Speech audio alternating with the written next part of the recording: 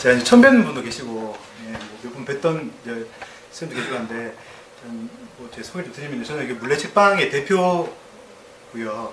장우석이라고 합니다. 저는 원래 대구에서 원래 이제 영화를 만들던 사람이었는데, 제가 이 공간은 원래 이 건물이 이제 녹색평론사가 있던 건물입니다. 그래서 녹색평론사가 서울로 가면서 그 남겨진 건물을 이제 대구에 있는 분이 어떻게 좀 쓸까로 하다가 이제 요 공간 제가 이제 책방을 열었고요. 여기 건물 2층에는 이제 출판사를, 지역 출판사 한티제라는 이름의 출판사를 열어가지고 제가 한 4년 정도 운영을 했습니다. 그래서 대구 지역에서 이런 이제 이런 좀 중요한 현안 같은 것들이 있으면 이런 강연회 같은 것도 하고요. 제가 뭐 간단한 여기 무대를 마련해서 뭐 지역에서 활동하는 친구들 와서 공연도 하고 뭐 같이 영화도 보고 뭐 이렇게 토론도 하고 공모멘트 하는 그런 장소라고 보시면 될 것 같고요.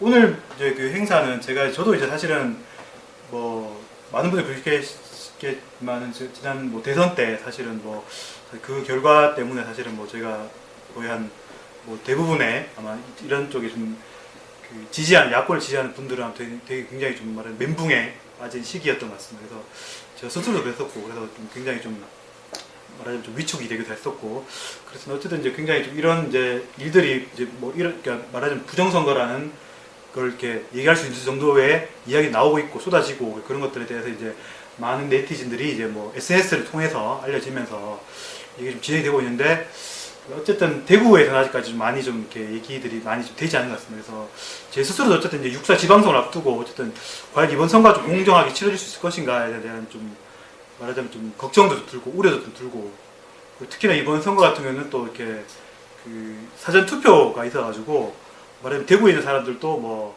말하자면 뭐 제주도에 투표할 수도 있고 뭐 이런 식으로 돼 있어서 사실 그 표가 사실은 그 내가 찍은 후보에게 갈 수 있을 것인지에 대해서 의문도 들고 해서 여러 그런 차에 이제 어쨌든 이제 이런 걸 이제 한번 대구에서 준비한 팀들과 함께 좀 이렇게 마련했습니다. 그래서 그 나름대로는 어쨌든 저희가 뭐 행사를 뭐 SNS라든가 뭐 포스터 만들고 이렇게 여러 가지 홍보를 했었는데 오늘 보니까 그 대구에 행사가 많이 좀 잡혔더라고요. 그래서 뭐 대표적인 행사는 저기 세월호 유족분들이 오늘 대구에 그 촛불 집회 현장에 오셔가지고 뭐 증언하는 자리가 좀 있어가지고 아마 여러 가지 행사가 겹치는 바람에 조금 이제 찾아오신 분들 좀 적긴 한데 그래도 저희가 어쨌든 뭐 계속 이 문제를 가지고 이게 단순히 저는 이제 뭐 이게 일회성의 행사가 아니랄 거라고 봅니다. 그래서 이게 뭐 주체로 적혀있긴 합니다. 민주정의 실현 대구 시민운동 준비위가 또 이 행사를 통해서 꾸려지는 걸로 제가 알고 있고요. 그래서 이후에 또 이런 뭐 행사를 계속 저희가 좀 지속적으로 진행을 하려고 합니다. 그게 또 이렇게 저희 물리책방이 됐든 뭐 다른 또 장소가 됐든 간에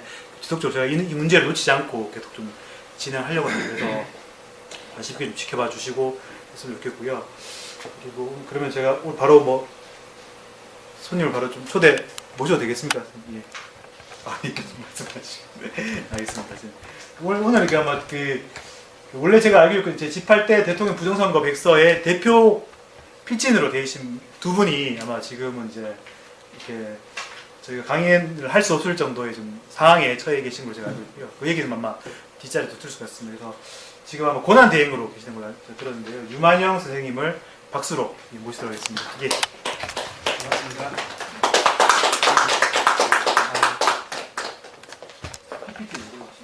저는 PPT가 아니고 제가 얘기에 좀 이제 모두 발언을 좀 하고 나머지는 이제 실무적인 거는 좀 PPT 자료가 좀 준비되어 있죠? 예, 동영상하고 PPT 자료를 하고 그 끝나고 나면 제가 이 선거소송인단과 관련해서 드릴 말씀 잠깐 했습니다. 먼저 인사를 드리겠습니다. 유만영입니다. 저는 원래 소송인단하고는 관계가 없었던 사람입니다. 오래전부터 소송인단은 거의 10년 정도를 지금 10년 정도를 활동을 해오고 있는데 저는 소송인단과 함께 일을 하게 된 것이 13년 초부터입니다. 그때까지는 그냥 평범하게 전업사회운동가로서 익산에서 활동을 해왔던 사람이고 그 전에는 장애아동들을 가르치는 특수교사였습니다.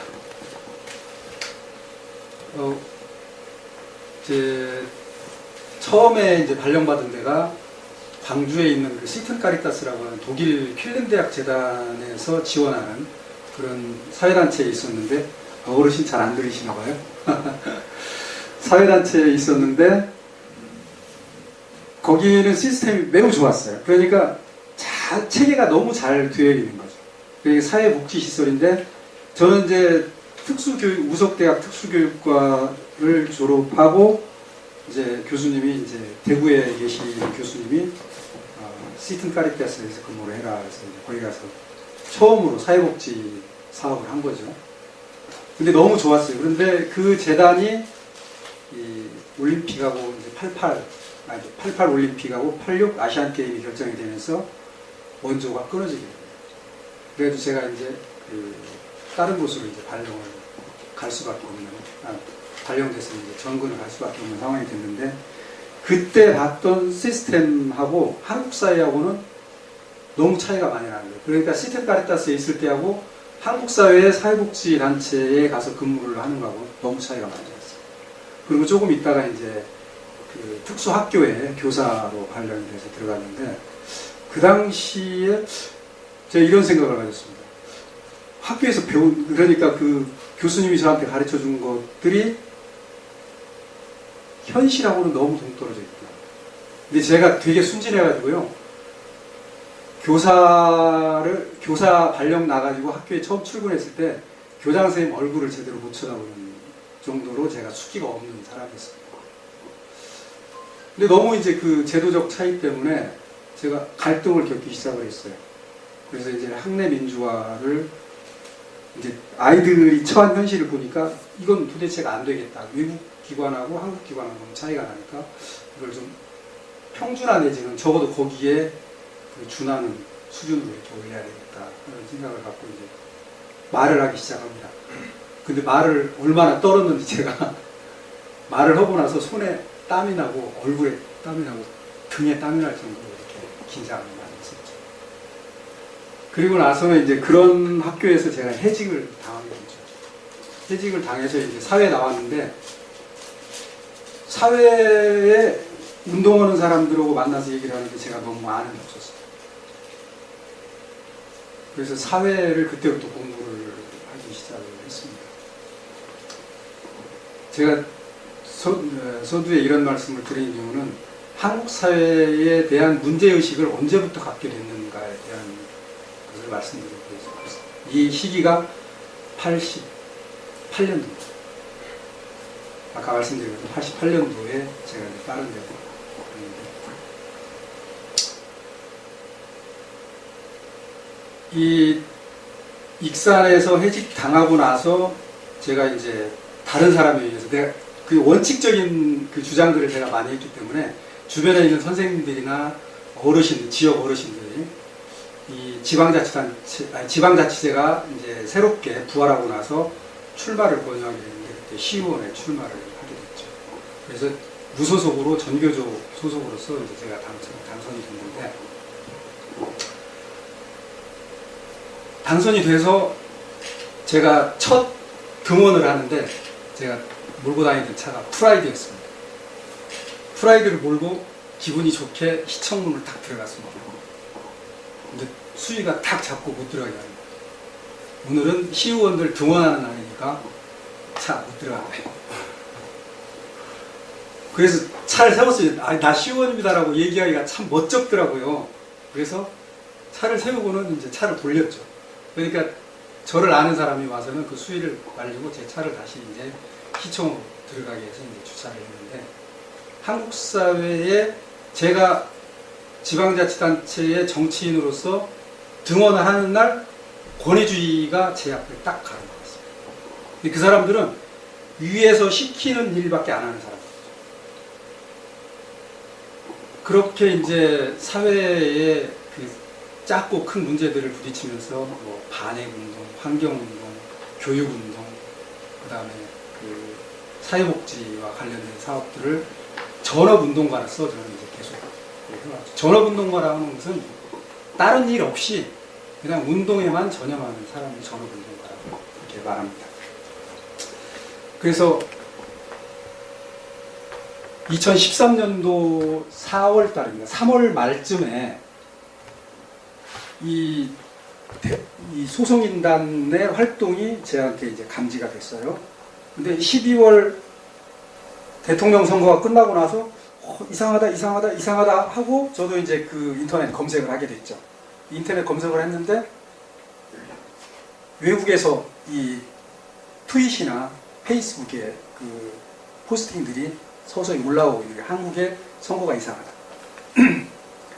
뭔가 이상하다. 이런 그 포스팅들이 올라오고 있었어요. 근데 거기에 처음으로 체계적으로 정리를 해서 이 선거 부정에 대한 문제 제기를 한 것이 로지스틱 함수로 선거를 조작했다. 그런 포스팅이 올라왔습니다. 그래서 이게 로지스틱 함수가 도대체 뭐지 하고 이제 인터넷을 뒤지고 이제 전문 서점에 가서 찾아봤는데 서점에는 없고 로지스틱 함수에 대해서 인터넷에 좀 접할 수 있었어요. 근데 그게 엑셀 파일로도 제작이 가능한 이 통계 프로그램이에요. 그러니까 로지스틱 함수에 대입을 해서 수식을 넣어 놓으면 그 변화의 형태가 일정하다는 거예요. 근데 우리 지난번 제18대 대선의 개표 방송을 보면 그거를 그래프로 보면 이게 일정하다는 거예요. 변화 자체가. 그래서 아 이거 이상이 있구나 라는 생각을 갖고 지역에서 나름대로 이제 그 저희들끼리는 모여서 수군수군 했었죠. 그런데 이제 선거소송인단에 활동이 있다. 그래서 유튜브로 검색을 해보니까 이제 우리 지금 구속되신 한영수 대표하고 김필원 대표가 이제 나왔던 거죠. 그래서 저는 이제 그때부터 이 선거소송인단하고 이제 접촉이 됐는데 익산에서 최초로 이 18대 대선 대표 부정과 관련해서 공청회를 했습니다. 그때가 4월 13일이었죠. 4월 13일 날 공청회를 했는데 익산에서는 아까 저기 우리 여기 서점 사장님께서 소개하신 것처럼 이 개표 이 부정선거 관련해서 익산 쪽은 이 호남 쪽은 이쪽에 이제 그 영남 쪽보다 훨씬 더 관심이 많고 분노하고 있었죠. 그러니까 우리들이 찍은 표들이 이게 도대체 어떻게 된 거야? 라는 생각 때문에 이제 분노를 하고 있었는데 그 당시에 한영수 대표, 그 다음에 김우영 목사님, 정병진 목사님 등 해서 이제 이런 유명한 그 선거 관련 전문가들이 오셔가지고 공청회를 했어요. 무려 3시간 정도에 걸쳐가지고 익산 전교조 사무실에서 했는데 정말 놀라운 사실들이 그때 공표가 되는 겁니다. 근데 설마 저렇게까지 했을까라는 생각을 했어요. 그래서 처음에는 에이 뭐 저렇게 했으려고 그렇게 생각을 했었습니다. 그런데 여기저기서 이제 그 포스팅 되어 올라오는 인터넷의 자료들을 보니까 이게 사실이라는 생각이 들었어요. 그래서 그쪽에 공부를 좀 하고 그분들을 또 다시 모셨어요. 불과 보름도 안 돼가지고 또 익산으로 모셔가지고 다시 얘기를 듣고 목각에 붙잡아 놓고 캐물었습니다. 도대체 어떻게 된 거야? 이건 뭐냐? 저건 뭐냐? 어떻게 그럴 수 있느냐? 라고 캐물었어요. 근데 사실인 거예요. 그러니까 정황 증거라는 게 있고 사실로 확인된 것들이 이제 이렇게 분류가 되기 시작하는데 정황 증거가 거의 사실로 확인이 되는 순간들이 익산에서 두 번째 공청회 할 때 저희들이 이제 알게 됐습니다. 그래가지고 세 번째는 좀 더 큰 공청회를 했고 그래서 익산에서 종교인들, 뭐 교수들, 그다음에 사회운동가들이 모여가지고 18대 대선은 문제가 있다. 우리 대책위를 꾸리자라고 논의를 진행을 했습니다.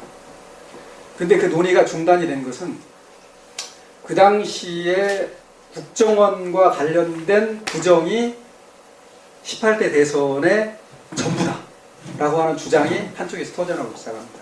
그것이 시국회의라고 하는 단체에서 나오는 건데 시국회의에 소속되어 있는 사람들은 개표 부정에 대해서는 그때부터도 전혀 얘기하지 않았습니다. 그래서 지역의 논의가 깨져버립니다. 그래서 오늘 우리 이 강동진 선생님께서 이제 그 PPT 자료를 준비를 해왔는데 그거를 설명을 듣고 이 선거 소송인단과 국민들이 이런 부정선거에 대해서 어떻게 대처를 해야 되는지 거기에 대해서 제 나름대로의 생각을 여기 모이신 선생님들께 제가 말씀드리고 그 이야기 진행하는 것으로 그렇게 하겠습니다. 그러면 그 PPT 자료를 먼저 보고 이렇게 진행을 했으면 좋겠습니다.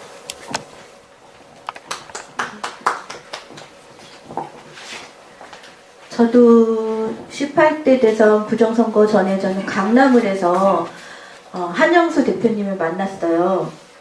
많이 이야기를 하고 이 설명도 많이 했던 부분인데 한영수 대표님이 그때 전자개표기가 수개표 원칙을 위배를 한다는 그 간단한 인터뷰를 하면서 강남을 때 제 눈으로 찌그러지고 도장 안 찍히고 뭐 봉인도 안 된 그런 부정선거가 분명히 제가 인터뷰도 했고 그리고 많은 언론들이 와서 방송을 하고 제 방송에는 3,000명이 1개 방송에서 1인 미디어에서 3,000명이 넘는 사람들이 와서 보고 그렇게 이슈가 됐는데 그 다음날 선관위가 아무 일이 아니다 라고 하는 말이 이게 하자마자 부정선거가 묻히는 걸 보면서 저는 1년 내내 그러니까 그때 총선이 강남을이 재작년이었잖아요. 1년 동안 이게 뭐 응어리진 걸로 남아 있었어요. 선관위가 대단하다. 본인들이 잘못했다고 얘기하는 것도 뒤집을 수 있는 사람들이네? 라고 하면서 2013년 12월 19일 날, 2012년이죠. 2012년 12월 19일 날 이제 대선이 됐는데, 한영수 대표님이, 제 아들이 입원한 병원까지 찾아오셔서, 정말 그 병원의 한쪽에 있는 그 의자 하나 놓고, 뭐가 문제인가요? 그랬더니 굉장한 문제점이 많이 있다. 부정선거가 많다. 그래서 간단하게 홈표 나온 거, 그리고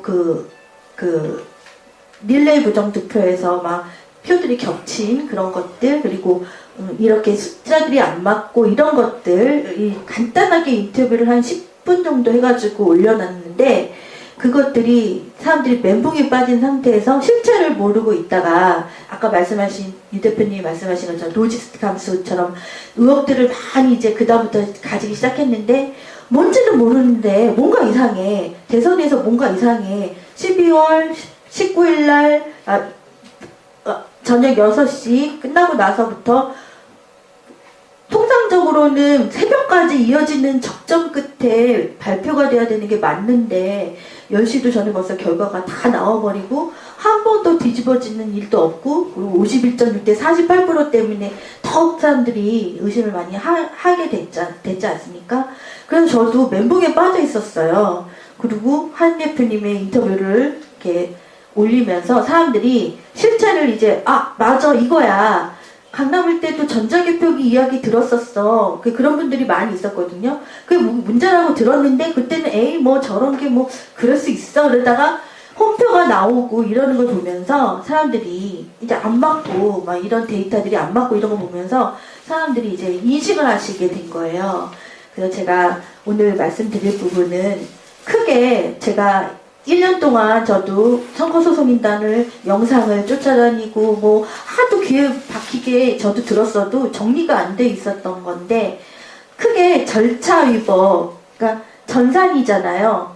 예, 전자개표기가 컴퓨터도 들어가고 그런 전산을 이용하지 말아야 될 그리고 소스 프로그램, 운영 소스 프로그램을 써서 전산을 쓰지 말아야 될 그 부분을 쓴 절차 위법과 그리고 공표 전에 개표 방송을 하지 말라고 하는 공직선거법 178조에 나온 것이 또 있어요.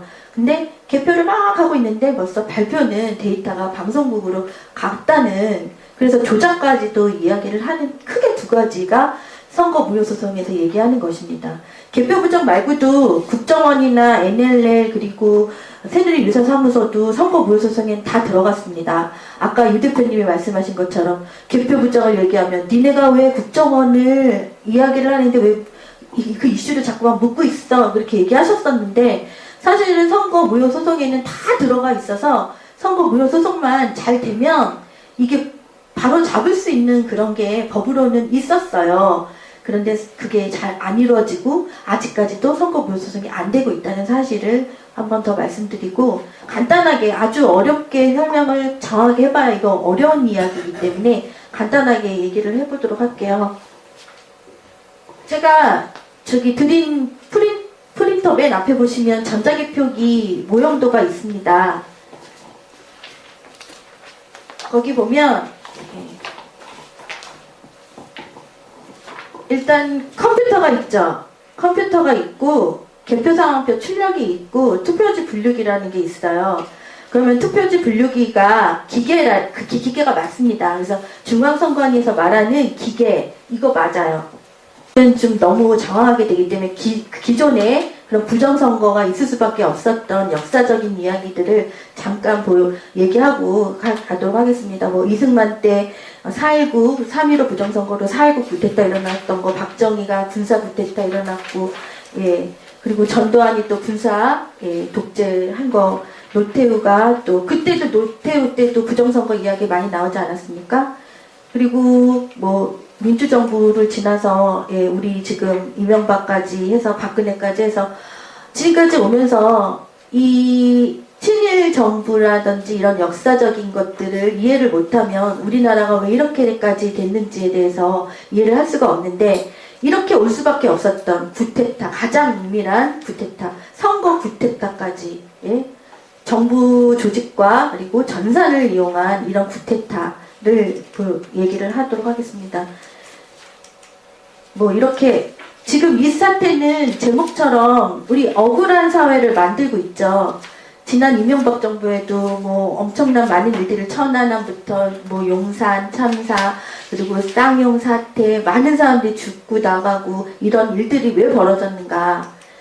그것들은 여기 보시면 부패, 부정부패 그리고 선거 부정 이런 것들이 다 통하기 때문에 억울한 사회가 될 수밖에 없는 것이고 여기 맨 밑에 보시면 정치 불신 이게 참 문제죠.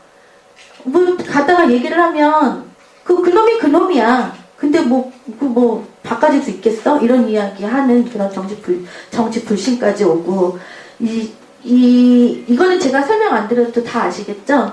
이렇게 그래도 그 가운데서도 뭔가를 바른 말을 하려고 했었던 분들 그리고 우리가 이분을 얘기할 때 부정 당선범이라고 이야기하고 있는데 비정상이 정상화가 되는 이런 사회, 억울하게 가는 거. 그리고 이렇게 많은 사람들이 거리에 쏟아져 나오는데도 언론에서는 민주국가라고 얘기를 하고 있고 정상적인 것처럼 얘기를 하고 있습니다. 지금은 세월호 때문에 완전히 좀 뒤집어졌죠. 언론이 잘못됐고 그리고 문제점이 많다는 걸 많은 사람들이 인식을 하고 있는 상태이긴 합니다. 18대 대선의 문제점, 뭐 이거는 넘어가고요. 뭐 이것도 넘어가도록 할게요. 예.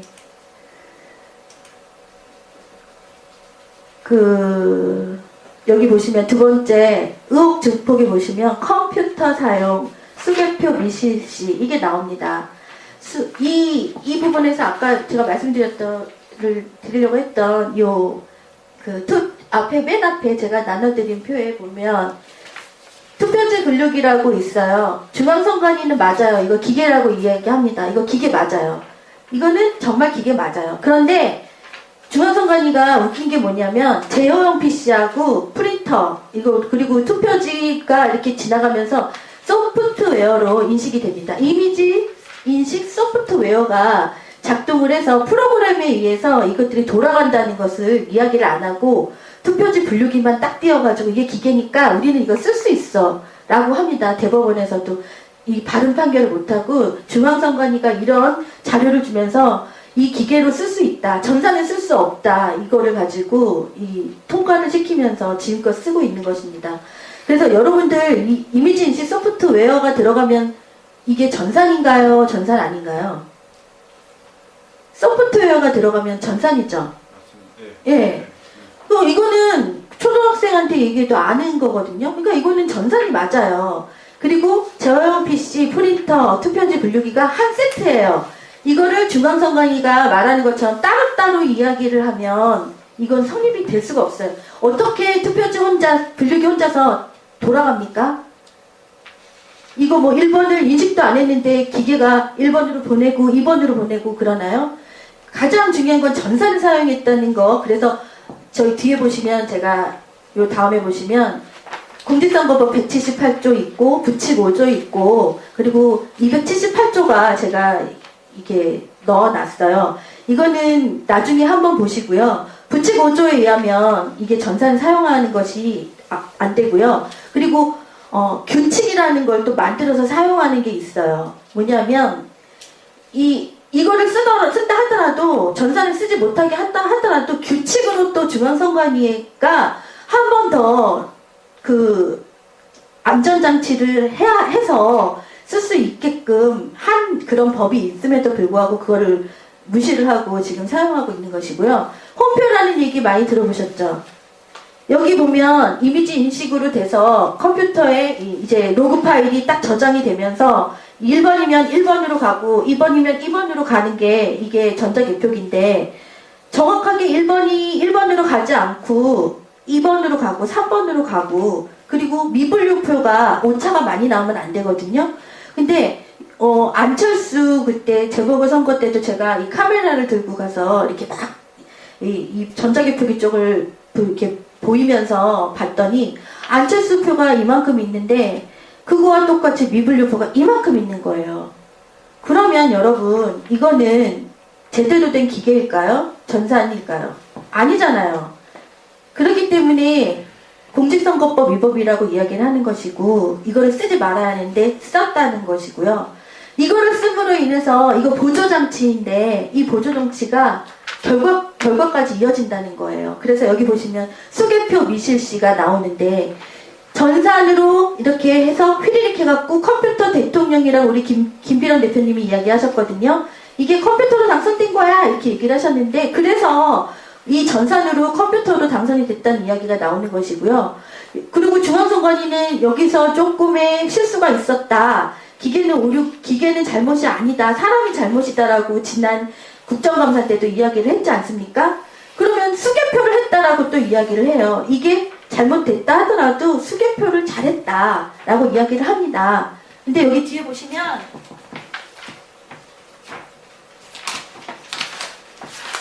여기 개표상환표가 있어요. 개표상환표가 있어요. 그러면 좀 진하진 않아서 잘 안 보이시지만 여기 개표상환표에 여기 개표기 시작 맨 위에 왼쪽이 개표기 돌리는 시간이고요. 그 오른쪽 맨 위 오른쪽이 투표지 분류기를 끝내서 그래서 운영위원들이 도장을 땅땅땅 찍기까지의 시간이 여기서부터 여기까지가 수개표 시간이에요. 그런데 나중에 보시면 알지만 이 시간들이 아까 3,000표 넘는 표들이 9분 만에 수개표가 됐다는 그런 결론이 나옵니다. 그러면 개표 상환표 말고도 중앙선관위는 개표 매뉴얼이라는 게 있거든요. 그래서 개표 매뉴얼 요번에도 2014년 보궐선거에도 새로 나왔다고 이야기를 듣고 있는데 거기에 보시면 유관으로 검열 2번, 3번 이렇게 나옵니다. 그게 수개표의 원칙이거든요. 그런데 민주당이나 다른 사람들은 수개표를 했다고 얘기해요. 그리고 아까 이따 보실 그런 거 보시면 제가 휘리릭하는 동영상을 빠뜨렸네요. 한마디로 말해서 그냥 하나씩 이렇게 하나씩 이렇게 유관으로 검열하는 것이 아니라 그것도 2번, 3번 하는 것이 아니고 그냥 휘리릭 이렇게 그냥 표를 그냥 훑어보는 식으로 하면서 그게 수개표였다고 하고요. 이게 3,000표 넘는 표가 8분이나 9분 만에 이게 수개표했다는 것은 그냥 바구니채 들고서 그냥 전자개표기 나오자마자 그냥 나중에는 12시 넘어서 그냥 새벽일 때는 그냥 휘리릭 그냥 갔다는 얘기예요. 그러니까 이거 옮기는 시간만 해도 2분 3분 걸리는데 이게 어떻게 9분 만에 수개표가 됩니까? 이게 전국적으로 이런 일이 일어났기 때문에 그래서 전국적으로 문제가 있다고 이야기를 하는 것입니다. 그래서 보시면 투표지 분류기에 조작 해석은 아까 유만은 대표님이 권한대행님이 얘기한 것처럼 구루터기님의 추억의 로지스틱 함수 그걸로부터 사람들이 많이 의혹을 가지고 개표상황표 분석이 나오고 수개표가 이만큼밖에 안 했다라고 이야기를 하니까 많은 분들이 공감을 하기 시작했던 것이고요. 그리고 저희 말고도 유건소라든지 무슨 지금은 정상추 쪽에서 언론을 많이 보도를 외국에 하기 때문에 굉장히 도움을 많이 주고 있습니다. 그리고 천주교 사제분들 중에 박찬희 신부님이 부정선거 백서를 흔드시면서 개표 부정에 대한 이야기를 하면서 많은 사람들이 또 공감을 한 부분도 있죠. 그리고 국회 시연회가 2013년 1월 16일 날 있었습니다. 그날 제가 가서 방송을 했었습니다. 그날 수개표를 두 번, 세 번 해야 된다고 우리가 얘기를 하니까 그 정확하게 한번 이렇게 돌아가면서 이 개표 사무원들이 있을 거 아닙니까? 수개표 하는 거를 이만큼 100매씩 이렇게 수개표를 하는데 이거를 또 옆으로 가져가고 또 다른 사람한테 해서 두 번, 세 번씩 하니까 6,000표가 2시간 30분이 걸렸어요. 그 정도로 수개표가 정확하게 하면 오래 걸린다는 얘기예요. 그런데 그런 식으로 묵살을 해버린 거죠. 그리고 전단 전문가 이경묘 교수님 이야기는 좀 들어보셨나요? 아마 동영상에도 나올 건데 이경묘 교수님이 아까 말씀드렸던 이미지 인식 소프트웨어 프로그램을 가지고 조작을 할 수 있다는 것을 국회 시연회 때도 보여줬고요. 그리고 이따 보실 영상에도 또 있습니다. 1번, 1번, 1번 하는데 2번으로 딱 가는 영상이 있습니다. 그런 식으로 그때 이건 기계가 아니다. 이거는 전산이다. 이거를 기계라고 우기는 것은 전자개표기를 기계라고 우기는 것은 우리 전산학도들을 무시하는 것이다. 그리고 얘기를 항의를 하셨고 거기서 중앙선관위 그 사람들이 영상을 보여주면서 수개표하는 영상을 보여주면서 이렇게 우리는 잘했다라고 하는 영상을 보는 가운데 이경묘 교수님이 현장에서 그 첨가인을 하면서 수개표를 하지 않았던 영상을 이렇게 보여주시면서 국회 경위한테 끌려나가서 폭행을 당하면서 발언권 묵살되고요. 그리고 가장 중요한 이미지 인식 소프트웨어 프로그램, 소스 프로그램 진선미 의원은 그걸 비공개로 했습니다. 이게 참 중요해요. 아무리 얘기를 해도 이건 말씀들을 잘 안 해주시는데 소스 프로그램에 따라서 좌우가 돼서 이것이 조작을 하지 않으면 정상적으로 되겠지만 나쁜 맘만 먹으면 소스 프로그램 가지고 조작을 할 수 있어요. 그런데 국회 시연회 때 저보고 어떤 사람이 그거 하니까 가서 방송을 하라 찍어라 그렇게 얘기해서 저는 가려고 했었거든요. 그런데 그걸 막은 사람은 진선미 의원 보좌관이었어요. 안 된다. 오지 말아라.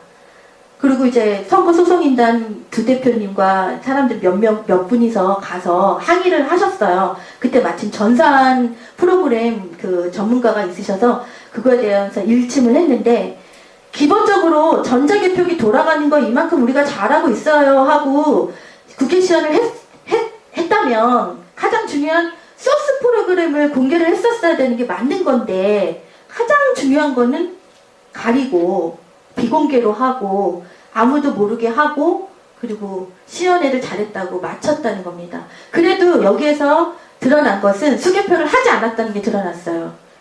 6,000표가 2시간 40분 2시간 30-40분 걸렸기 때문에 수개표를 개표상황표 나중에 보시면 아시지만 요 오른쪽 끝하고 이 검열위원들 도장 찍히는 거 요 사이가 제가 여기 몇 장, 6장, 7장 붙여놨거든요. 집에 가셔서 한번 보시면 이게 3,000표가 10분 안에 이게 됐다는 개표상황표의 예를 들어서 제가 놓은 거예요.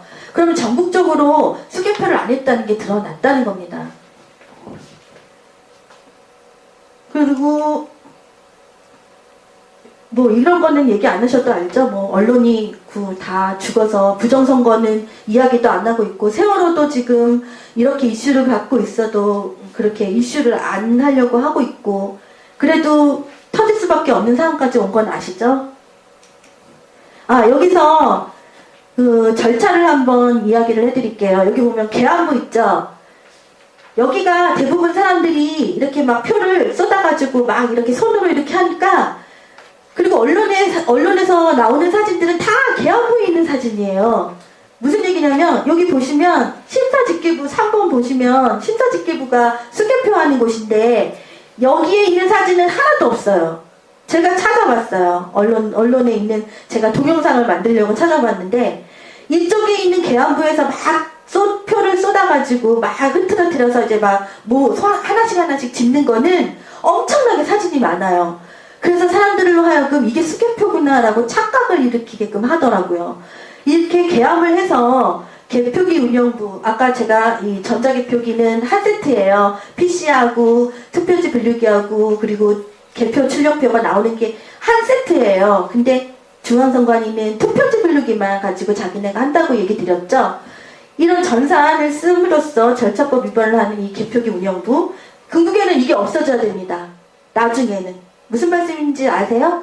이거를 돈 들여서 쓸 필요가 없는 거를, 그리고 조작이 가능한 거를 굳이 쓰면서 바른 선거 한다고 얘기할 필요가 없는데, 우리의 목표는, 선거 무효소송인단의 목표는 이거를 아예 없애는 겁니다. 나중에. 전자개표기 없애고 수개표 원칙을 지키는 거예요. 현장개표. 현장에서 그냥 개표를 해버리는 그런 거를 달성을 해야 돼요. 그러니까 2번을 없애자는 거죠? 예, 2번. 개표기 운영부. 이 부분을 없애야. GTA 레이저 포인터를 아, 그런가요? 나올 겁니다. 아이고. 위에. 아, 여기. 예, 이 부분. 개표기 운영부가 없어져야 그 다음에 3번. 심사집계부가 얘가 바로 쓰게 되는 거예요. 원래는 이게 정식이, 그 공직선거법에 의하면 이게 심사집계부가 가장 중요한 건데, 지금은 개표기 운영부가 보조수단이라고 하면서 주수단화가 돼버린 거예요. 그래서 벌써 새벽까지 접전을 하지 않고 벌써 이번에 2010년 19대 대통령 선거 때 19대 대통령 선거 때 18대 대통령 선거 때 12시 전에 10시경에 결론이 났다는 것은 그래서 그런 거예요. 수개표를 정말 잘했다면 10시에 결론이 나올 수가 없어요. 결정이 나올 수 없어요. 그리고 심사집계부 이게 끝나고 나면 이제 개표 상황표 보시면 아시지만 도장 밑에 검열위원들이 도장을 땅땅땅땅 찍죠. 찍고서 그 다음에 이 검열위원들이 도장을 찍으면 이제 중앙선관위와 시도선관위로 자료들이 가요. 가면 이것들이 이렇게 맞춰봤더니 맞다. 그러면 이제 그제서야 제가 말씀드리고 싶은 그제서야 방송국에 데이터를 넘기고 방송국에 나갈 수가 있어요. 데이터가. 그런데 요번에 이 절차 개함해서 개표해서 개표기 분류기로 이 전자개표기 돌려서 수개표해서 이 도장 땅땅땅땅 찍어서 여기까지가 다 맞아야 이 검열위원 해서 선관위원장까지 해서 보고용 PC로 해서 그래서 시도 중앙선관위 가서 이것들이 다 맞춰져야 공표가 되는데 제가 나눠드린 그 유인물에 보면 그 공표전 개표 방송이라는 것이 있습니다.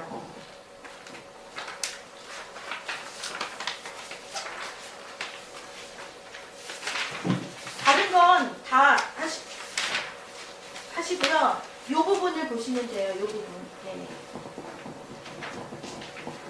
남양주 공표시간 2시간 13분 전 조작 개표 방송이라고 제가 보여드린 게 있습니다. 거기서 보면 물론 다른 분들도 이런 이야기 많이 하셨겠지만 이게 대표적이라서 제가 보여드리는 거거든요. 이게 개표 상황표는 여기 보시면은 전자개표기 돌려서 나오는 개표 상황표는 저희가 만든 게 아니에요. 어디에서 만들었냐면 중앙선관위의 공문서예요. 그러니까 중앙선관위는 개표 상황표에 대해서 우리가 이야기를 하면 뭐라고 할 수가 없는 겁니다.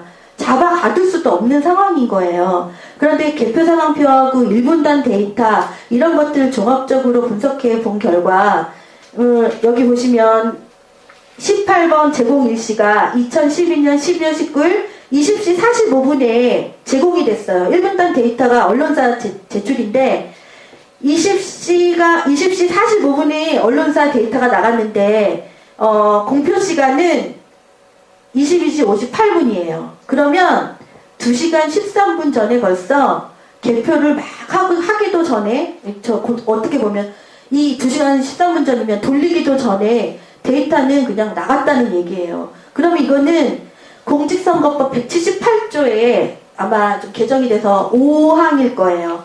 공표 전에 누구든지 언론사에 득표수를 제공할 수 없다라고 하는 공직선거법이 있습니다. 그런데 그 공직선거법을 아주 위배를 한 것이고 있을 수 없는 일이죠.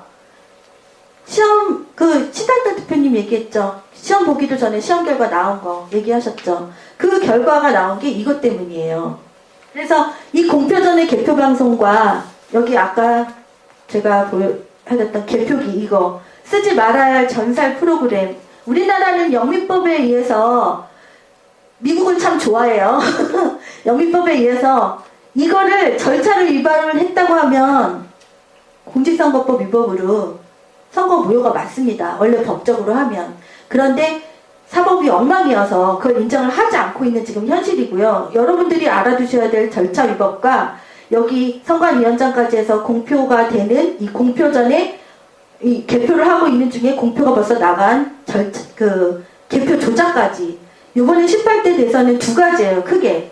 이렇게 해서 절차를 지키지 않는 것, 전산을 이용한 것, 그래서 95조, 278조를 완전히 위배한 공직선거법 위법, 그리고 공직선거법 위법이 하나가 아니라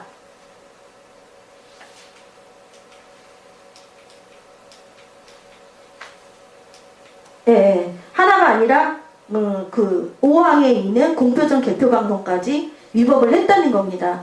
그 제가 많은 분들한테 여러분들 우리한테는 법을 잘 지키라고 이야기하는 사람들이 법을 안 지키면서 법을 안 지켰다고 얘기를 하면 뭐 이상한 소리를 하는 사람들이라고 합니다. 법을 안 지키면 어떻게 해야 합니까? 라고 이야기를 많이 했는데 우리나라 국민들이 아직 법에 대해서는 많은 이해도가 떨어지는 게 참 한계더라고요. 그래서 부정선거에 대해 언론은 그냥 넘어가도록 하고요.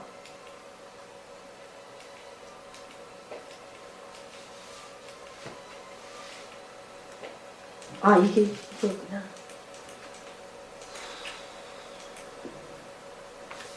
이건 제가 아까 얘기 드렸던 거죠. 참관인 부재를 좀 더 이쪽에서 얘기를 해드릴게요. 하나가 빠져서.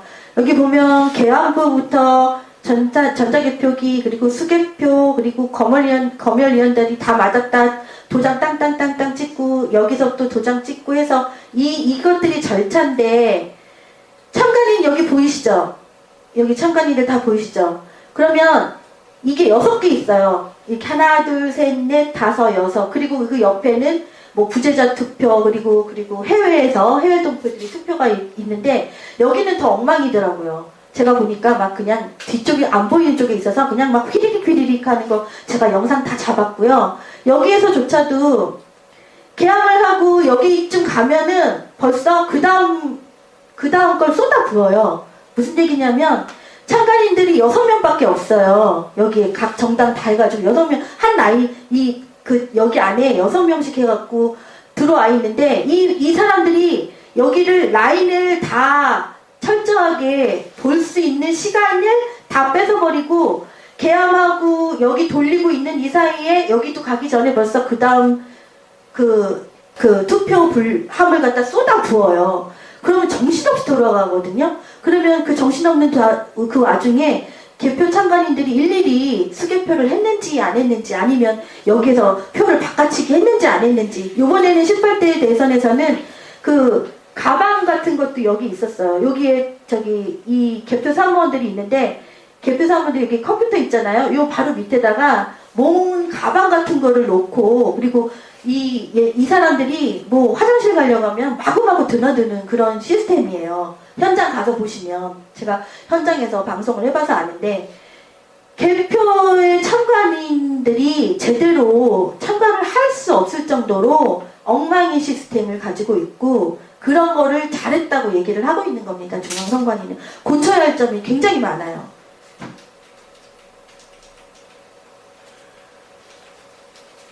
빨리 못하네. 하여튼 우리나라 사람. 예, 맞아요. 그러니까 빨리. 중앙선관위 개표 매뉴얼에 보면 신속함보다 정확성이라는 이야기가 있습니다. 자기네가 그렇게 썼어요. 빠르게 하는 게 중요한 게 아니라 정확하게 이 표가 제대로 갔는지 안 됐는지 정확성이 더 좋다고 필요하다고 이야기한 사람들이 그거를 제대로 안 지키고 있다는 것입니다. 문제는. 그래서 여기 보시면 이 얘기들은 많이 들어서 지난 부정선거에서 의혹들 그리고 막 뒤집어져서 한나라당이 압승하고 오세훈이 강남을에서 뒤집어지고 이런 거 다 얘기 들으셨죠? 디도스니 뭐니 이런 거 다 얘기 들으셨고요. 내가 이게 죄송합니다. 여기 보면 제천 동영상 이게 여기도 보면은 제대로 이거 나중에 한번 유튜브에서 한번 제천 동영상 해서 한번 보세요. 거기 보면 그 어떻게 절차를 했는지 뭘 빼먹었는지 그리고 참관인들이 들어가서 이렇게 하고 볼 수도 없게 만들어요. 뭐 10m 이상 떨어지라는 말이 나옵니다. 그래서 그 2013년 선거 무효 소송이 들어가고 나서 많은 그 동영상과 영상 그리고 그 자료들이 돌아다녔는데 그래서 제천 선관위 동영상도 그렇게 얘기됐었던 거예요. 이거는 아까 제가 얘기 드렸던 거죠? 예, 이 프린터 요거 이게 제어용 PC 이게 모두를 통제해요. 여기 보시면 얘가 혼자 들어가는 것이 아니라 얘가 잘 해야 얘가 소스 프로그램 운영 소스 프로그램 운영으로 얘가 명령을 하면 얘가 따르고 프린터가 나오는 거예요. 그래서 얘는 한 세트예요. 중앙선관위가 얘기하는 것처럼 투표지 분류기 얘 기계니까 써도 돼 하고 얘만 따로 돌아가는 거는 유령이 돌아가는 거죠. 아무것도 없는데 어떻게 얘 혼자 돌아가요. 이거는 말도 안 되는 일이고 그리고 얘는 제어용 PC에 의존할 수밖에 없다고 나오죠. 독자적 작동 불가. 이거는 다 아시는 아까 설명해서 다 아실 거예요. 그래서 요거 여기 로그 파일도 있고 그래서 만약에 수검을 했다면 우리가 그때 수검 얘기했죠. 선거 무효 소송하면 2012년도에도 한나라당이 수검을 했단 말이에요. 수검을 하고 뭐 할 거 다 했어요. 근데 우리는 지금 소송 진행도 안 되어 있고 수검을 하면 요번에는 표만 가지고 세는 게 아닙니다. 많은 분들이 초기에 그런 얘기했어요. 뭐 수검할 때 그러면 이거 통에 있는 표가 보존이 되네 안 되네 그렇게 얘기도 의혹도 많이 했는데 표는 지금 보존이 되어 있는데 그 조작이 됐을 가능성이 많다. 그래서 지금 한영수 대표님의 말에 의하면 이 수검은 지금 의미가 없다. 하지만 알아두셔야 될 일은 요번에 수검을 만약에 했다면 여기에 있는 로그 파일 있죠. 그리고 그 아까 그 전산 그 도장 찍어서 보고용 PC로 가게 되면 거기서도 전산이 들어가거든요. 그래서 거기서 해킹이 나오는 건데 그 부분 전화로 모뎀을 해서 그리고 왔다 갔다 하는 부분 그 기록 그러니까 여러 가지가 수검에 들어가는 거예요. 단지 표만 가지고 맞추는 것이 아니라 여러 가지를 가지고 수검을 하겠다는 그런 이야기를 하셨습니다.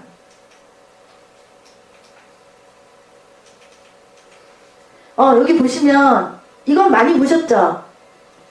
뭐 이건 설명 안 해도 이게 홈표라는 거죠. 이게 박근혜 표 100매 중에 문재인 표가 10개가 나온 그 개표 참관이 정말 대단한 게 이걸 찾아내셨다는 거. 그래서 홈표에 문제가 드러났다는 거. 그리고 아리까리한 요런 표는 그냥 까딱까딱하게 다 넘어갔다는 얘기 들으셨을 테고요. 요거 얘기를 하나 더 붙이자면 지금 박근혜 표에 문재인 표만 들어갔다고 아시죠? 그렇지만 문재인 표에 박근혜 표도 들어갔습니다. 근데 그게 사라졌어요. 제가 저장을 좀 했었는데 문재인 표에 박근혜 표도 들어갔었어요. 문제는. 그러니까 이 기계는 얘는 전자개표기는 정말 쓸 수 없다는 거예요. 쓰면 안 된다는 거예요.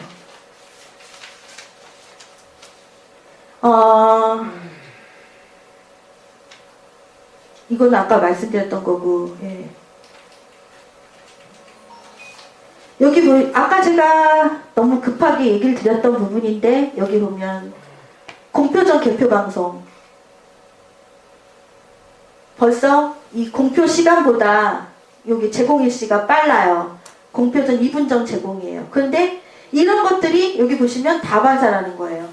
쭈루루루루루 여기 표시가 빨간 표시가 되어 있는 게 분석해 놓은 건데 거의 같거나 이 2분이나 3분 더 먼저인데 이런 것들은 있을 수가 없는 일이고 아까 남양주의 2시간 13분을 예를 들어서 얘기 드렸듯이 정말 그건 있을 수 없는 일인 거예요. 그래서 이거는 절대 부인할 수 없는 시간이다. 예, 개표 조작이다. 2시간 13분 전에 개표 방송 나간 거 이건 정말 부인할 수 없는 시간이다. 요게 진천을 거고요. 여기 경북 경산시도 2시간 36분 전이에요. 그리고 경북 경산시 보시면 여기 대부분 여기도 빨갛죠. 예. 다 그냥 공표 시간보다 몇 분씩 아니면 몇 시간씩 갔다는 거예요. 여기도 똑같습니다. 1시간 37분 전에 벌써 갔다는 거예요. 여기는 1, 2분 전에, 여기 1, 2분 전에 언론에 벌써 제공이 됐고요. 요거는 공표 시간. 그래서 요거를 대조해서 이렇게 맞춰보니까 안 맞는다. 이거예요. 여기도 보시면 강동구도. 전국적으로 이런 개표 조작이 일어났다는 이야기입니다. 여기 보시면 20시 45분인데 벌써, 이거는 벌써, 예? 1시간 37분 전에 제공이 됐죠. 이게 강동 투표수. 그래서 공직선거법 위반이다라고 제가 말씀드린 게 이거예요. 예. 누구든지 규정에 의해서 후보자별 득표수의 공표 전에는 이를 보도할 수 없다. 그리고 178조에는 검열이라는 이야기가 나옵니다. 그래서 아까 우리 저기 어르신께서 수개표가 어디 있어요? 막 이렇게 얘기를 하셨는데 눈으로 검열 이런 이야기가 나오는 게 수개표의 원칙이 178조에 있다는 거고요. 178조에 수개표 원칙도 있지만 이렇게 본표 전에는 보도할 수 없다고 하는 이것도 있다는 겁니다. 그거를 무시를 했고 전산을 사용해서 975조 278조를 어겼다는 것입니다. 그래서 중앙선거관위원장 김능원 대법관이 부정선거를 자행을 해야 되는데 걔는 지금 잘 먹고 잘 살고 있죠. 그리고 양승태도 잘 먹고 잘 살고 있고요. 오히려 황교안 이 정당치 못한 법무부 장관이 우리 두 분 대표님과 우리 실무진을 지금 부정선거백서 가처분에 그리고 중앙선거위원장이 고소고발에 김능환은 고소도 하지 않았는데 검찰은 열심히 두 분 대표님한테 김능환 명예훼손했으니까 검사가 두 분 대표님을 구속까지 해서 어저께 또 재판까지 했습니다. 그 부분은 유 대표님한테 이따 얘기 들어보세요. 그래서 제가 결론을 내리자고 하면 대한민국의 중앙선관위 개표 조작은 천을 공로한 일입니다. 그리고 3.15 부정선거보다 훨씬 더 이게 막 표를 갈아치우고 이게 아니라 그냥 딱 누르면 끝나는 거예요. 전산센터 박혁진의 이야기가 나오는 게 어저께도 박혁진 증인으로 나오거든요. 재판에 박혁진이가 자기 명예 훼손했다고 출판물에 의한 명예훼손인데 지가 고소를 하고 증인으로 나와요. 그럼 그냥 클릭 한번 마음만 나쁜 마음 싹 눈 감고 그냥 클릭 한번 하면 그냥 데이터 그냥 끝나버리는 거예요. 지금은 그런 옛날에 그런 부정선거가 아니라는 겁니다. 개표 조작 데이터를 방송사에 제공했고 그리고 언론 공표전에 개표 방송했고 이거는 다 아시는 거니까 총체적 부정선거 개표 조작과 절차 위법을 해서 있을 수 없는 공직선거법 위법을 했고요. 국가기관 대선 개입 그리고 NLL 그 선거 이용한 거 새누리 의사사무소 전부 다 공직선거법 위법으로 총체적 부정선거라고 18대 대선 선거 무효 소송인단은 그동안 입 아프게 얘기하고 돌아다녔던 것입니다. 그리고 요거 이후에 좀 이해를 돕고자 제가 동영상을 준비한 게 있습니다. 동영상에 보시면 동영상을 설명을 하자고 하면 미국에서 아까 그 국회 시연회 얘기해드렸잖아요. 2008년도에 이경명 교수님이 전자개표기 이따 보시면 프로그램을 보여줘서 이게 조작이 가능하니까 쓰면 안 된다고 해서 전자투표기를 막았습니다. 전자투표기 예산을 다 삭감을 시켰어요, 그때. 그래서 정말 지금 전자개표기 문제도 난리인데 전자투표기까지 썼으면 우리 주권을 보장 못 받거든요. 전자투표기는 그냥 뚝 누르면 그냥 표 하나, 개표상표 이런 것도 없어. 증거도 없어. 그냥 뚝 뛰어 나오는 거예요. 그 표 하나예요. 그게 끝이에요. 그럼 부정선거를 잡아낼 수가 없어요. 그런데 미국에서 전자투표기 가지고 내부 고발자가 이야기를 하셨고 문제점을 이야기하셨던 그런 영상들을 제가 좀 보여드리려고 합니다. 거의 이번 부정선거하고 상관없지 않나요? 아니요. 너무 시간이 길어지잖아요. 그럼 나중에 얘기하면 안 돼요. 예? 부정선거 쪽에 좀 초점 맞춰가지고 전자투표. 그게 부정선거의 이 동영상을 보여드리는 거예요. 조작 데이터 같은 거 보여드리는 거예요. 이경록 교수님께서 한 10분 정도 돼요. 너무 한번 그냥 키를 가고 그냥 보시라고 하고. 이건 잠깐 예, 이거요. 예.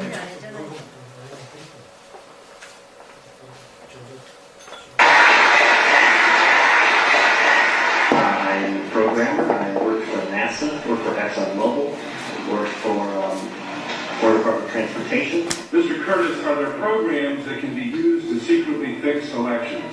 Yes, How do you know that to be the case? because in October, an employee at the company I work for in Oviedo, Florida, that did just that. And we say just did just that. It would rig an election? It would flip the vote 51-49 to whoever you wanted it to go to and whichever race you wanted to win. And would that program that you designed be something that elections officials, that might be county boards of elections, could detect? They'd never see it. So how would such a program, a secret program that fixes the election, how could it be detected? You would have to view it either in the source code or you have to have a receipt and then count the hard paper against the actual vote total. Other than that, you won't see it.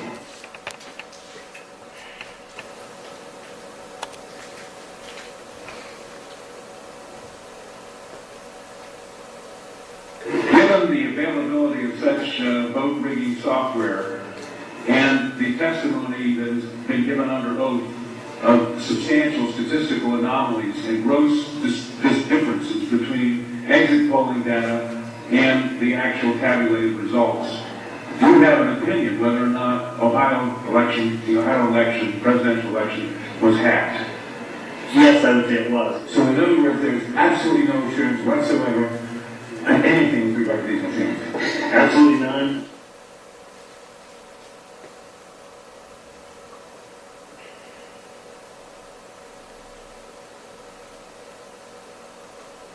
Anybody who trusts the electronic voting machine should have their head examined.